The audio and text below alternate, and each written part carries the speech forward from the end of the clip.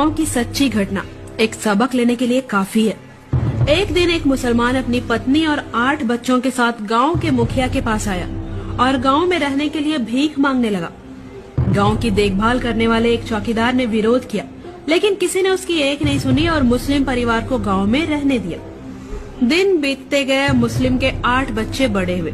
जब उनकी शादी की बारी आई तो मुस्लिम सरपंच के पास गए और कहा कि हुजूर के बच्चों की शादी होने वाली है और मेरे पास एक ही घर है। तो गांव वालों ने उसे एक बंजर जमीन दी और कहा कि तुम उस पर घर बनाओ। इसके बाद मुसलमान बनिया के पास गया और उससे पैसे उधार लिए। कुछ समय के बाद उन 8 बच्चों से 74 बच्चे पैदा हुए और देखते ही देखते लगभग 30 वर्षों में उस गांव में मुसलमानों की आबादी 40% हो गई। अब मुस्लिम लड़के अपनी आदत के मुताबिक हिंदुओं से झगड़ने लगे और अपनी औरतों और बहन बेटियों के साथ छेड़खानी करने लगे। धीरे धीरे प्रत्येक हिंदू अपने परिवार के साथ स्वेच्छा से गांव छोड़ने लगा।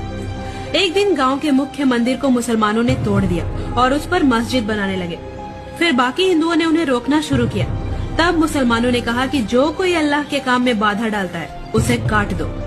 बाकी हिंदुओं ने इस झगड़े में न पड़ते हुए गांव छोड़ दिया और जाते जाते रास्ते में चौकीदार से कहा कि हमने तुम्हारी एक नहीं सुनी और उस मुस्लिम व्यक्ति पर भरोसा किया, जिसके कारण ही आज हमें गांव छोड़ना पड़ रहा है। उस गांव का नाम पंचवटी